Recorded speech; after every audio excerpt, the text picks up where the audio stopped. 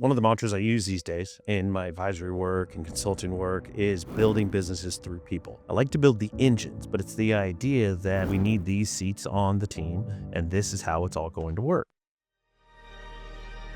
Love Gangster with Adrian Boysel.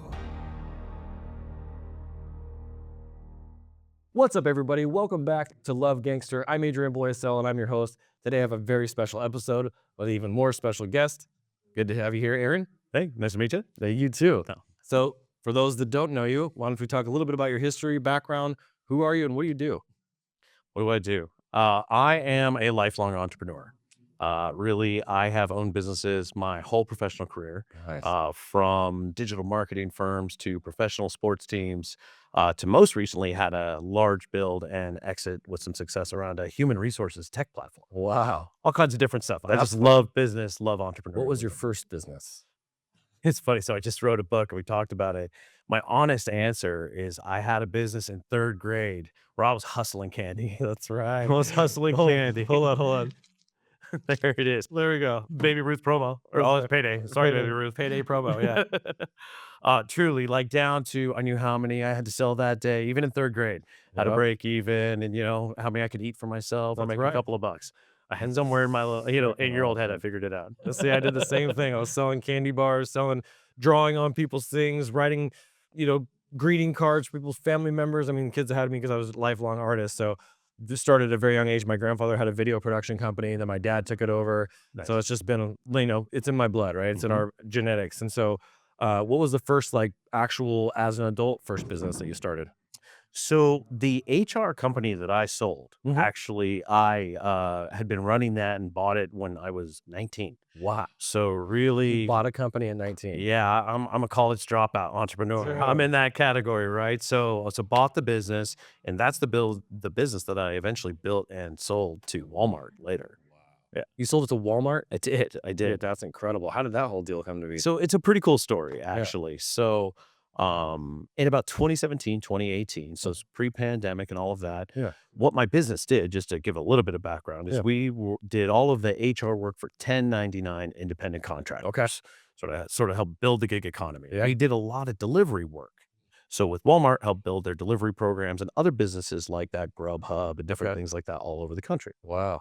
So in 2017, we were doing our thing, Yeah. right? We'd been in business for quite a few years. But we had about 25, 30 million in revenue coming through, Wow. sales running through the engine, good things. Yeah. And we picked up Walmart as a client, and we did good is the short answer. We executed well, performed well, Wow. invested and scaled well into the business to support the growth of a behemoth client like that.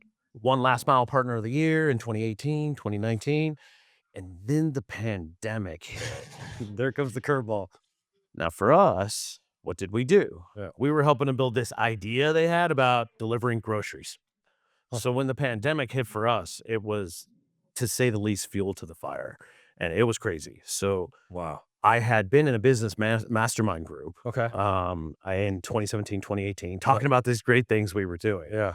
And I was like telling the room and telling my friends, man, we've got a real opportunity to do a 10X journey. Like we always talk about a 10X. I'm like, hey, crew, I am doing a 10X. Yeah. I need help. I want some coaches, advisors, people who've done the 10X journey. Yeah. Anybody built something into the hundreds of millions before? Come help me. Well, a friend in the room and soon to be later advisor on my team, he goes, bro, you don't see it. And I'll throw his name out there. He's a good friend of mine, Randy Garn, super entrepreneur, super, Ernst & Young entrepreneur of the year. He comes to me. I didn't know him yet. And he goes, you don't see it. I was like, but I think I could chase like $500 million in revenue. Yeah. And he goes, no, your 10X is wrong. He's like, I think you could do like 5 billion.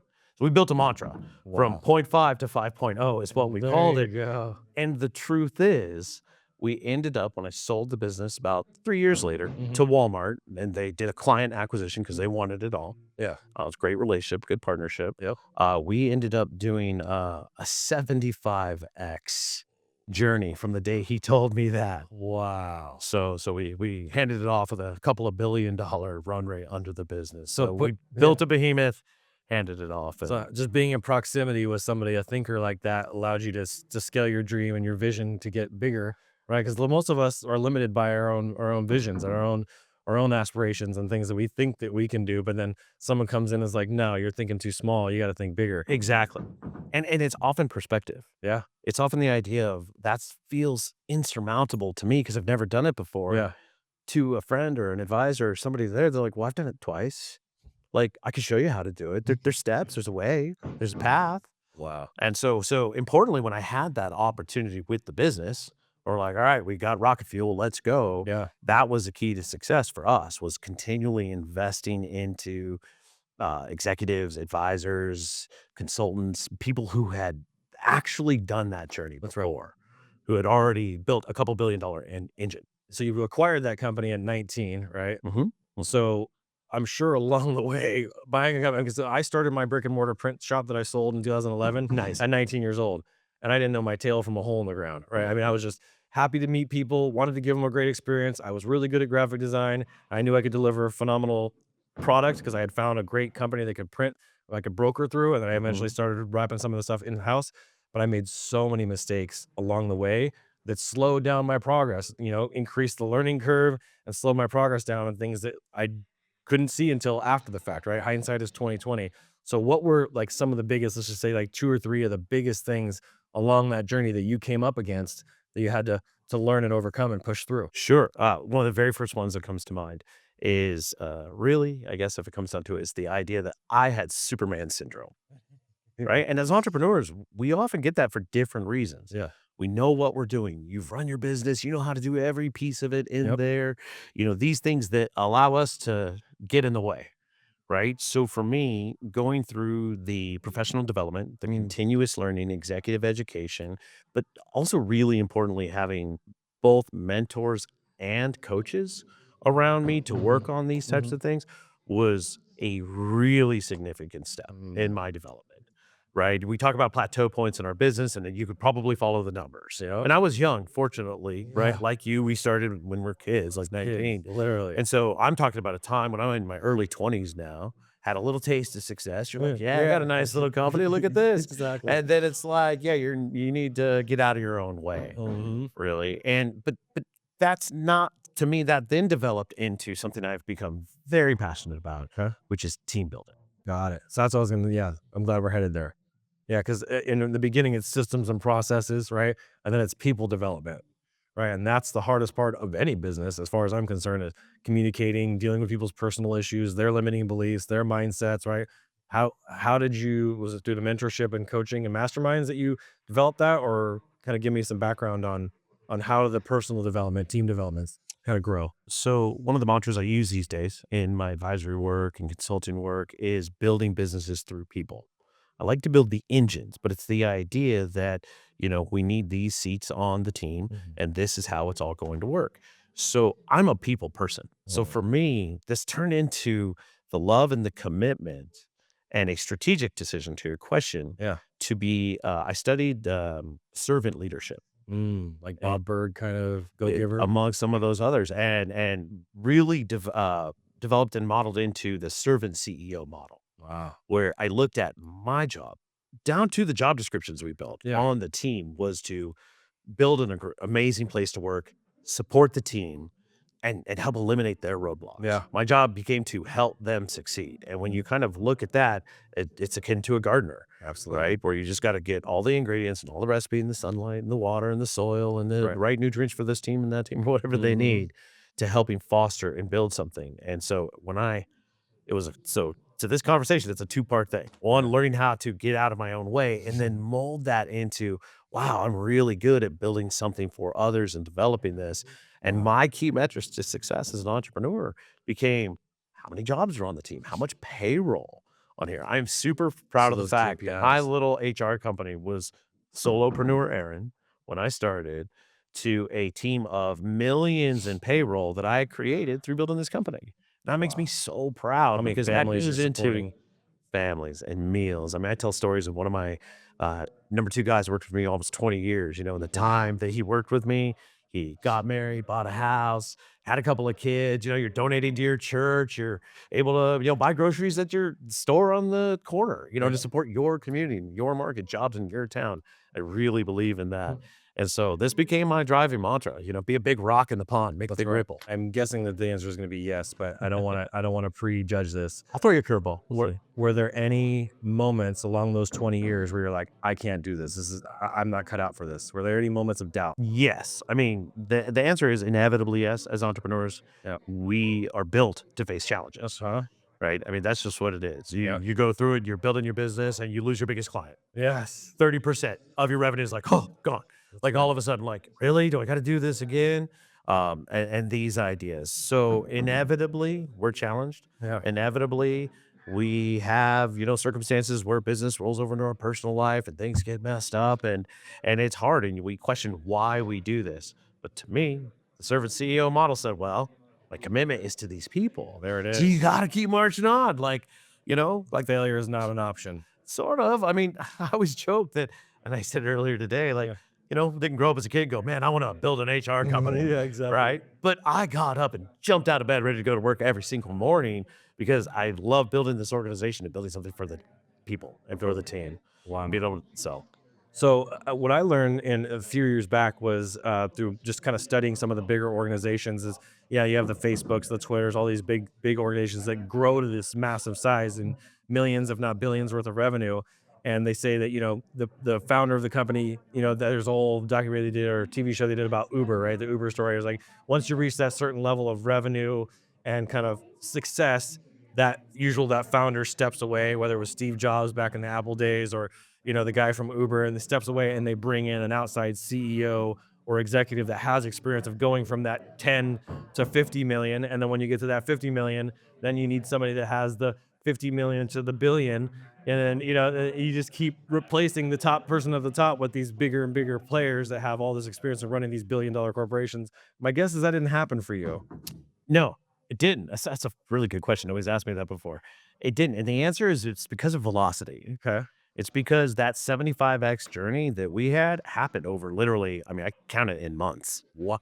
Right. It was like, when you say 24 months, 36 months, I mean, we're really hitting 2, 3 years. It's in that context. So for us, it became supplementing our team. Yeah. It was bolting on, adding on. But again, I think for me personally, something that, and it wasn't because something we did in the moment, it was all the foundation of who I am as an entrepreneur for the 25 years in front of that, That's right. which is continuous learning, continuous development. I had studied so many exits Yeah. and different formats and different ways to value your business. And I've sold other businesses before, but never done anything of this scale to Yeah. a company of this size. For sure. And so just that continuous dedication to learning let me stay agile enough to try to personally drive forward. But also I just had to realize that, yeah, you have to add people in. My COO, for example, Yeah. joined the team for the last 2-year sprint. He was only on the team for about 2 years before we sold it, Wow. but he had 5 exits before. Oh, wow. Yeah, he'd done this, right? So Again, proximity. I'm happy to be the dumbest guy in the room. Yeah, When you're exactly. team building, that's what it's all about. That's like that book inside of Think and Grow Rich where Henry Ford, he's like, I don't need it. They took him to court or whatever. And they're like, you don't know anything. He's like, I don't need to know it all. I have 5 buttons on my desk that I can hit to get the answer to anything I need, right? So it sounds like you had a very similar approach. You are a lifelong learner, very sharp. You couldn't have done it without obviously some tenacity, some drive, and some intellect to be able to pull this whole thing off. What does the future hold for you? So these days, took a break after building something that fast for a little while. It was a little crazy. Yeah. But I believe in momentum. I believe in momentum and keeping teams around me. So with my team, they pushed me we wrote and produced and released a book this last year. Nice. Which is really important to me. What's the book about? So it's called From College Dropout to Delivery Kingpin. Nice. And it's about this. Okay. It's about my playbook. Really, I love helping entrepreneurs figure out how to work on their business versus in their business, like we talked about. And for me, it's an accessible way to get everybody introduced into some of the things we're working on it. But we've designed it to be very actionable Okay. and sort of digestible for the audience as well. So it's in kind of my language, real talk, entrepreneur to entrepreneur. That's freaking Here's cool. what I did. Here's what worked. Here's what didn't. But here's some of the recipes. Happy to share them. But sort of open that up. So that'll be coming out pretty soon. Yeah, actually, we released it a couple of months ago. Oh, you released it? Okay, Yeah, it perfect. just came out here this summer. Beautiful. So it's available on Amazon right now. Nice. There we go. So, any other future startups or businesses that you're growing or percolating on or getting ready to launch? So what that has turned into is taking this whole conversation is I'm really excited to these days be that guy. I'm now the guy in the back of the room That's right. who gets to go up and be like, I love what you're doing.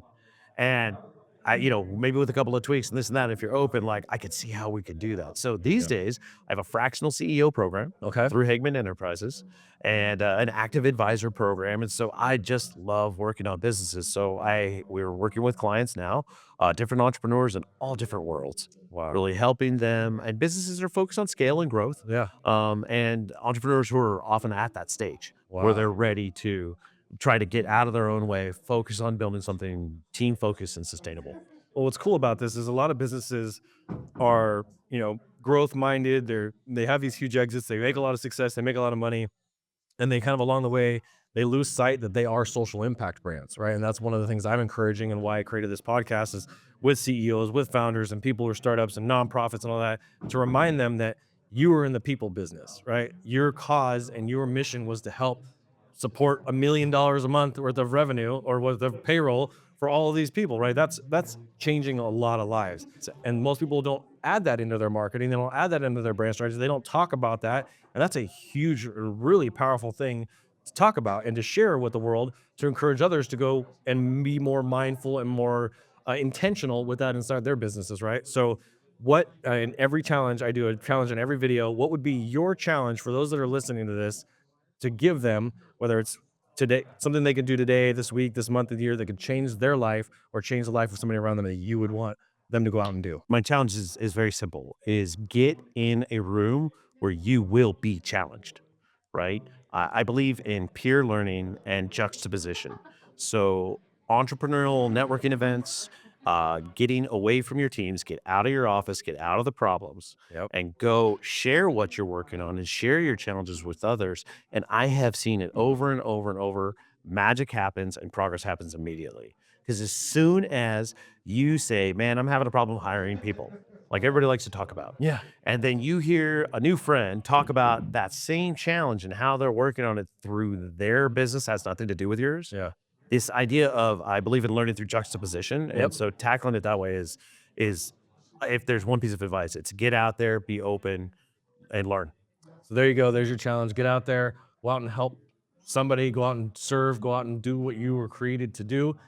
I want to hear back from you guys. Put that you're taking action on this down in the comments of this video on YouTube or the podcast interview. We want to hear back from you. If you don't, we'll be swimming with the fishes. Capiche? Aaron, man, that was awesome, dude. Thank you so talking much to you, for brother. sharing. You too. We'll see you guys on the next episode. I'm Adrian Boysel, and as always, keep looking up.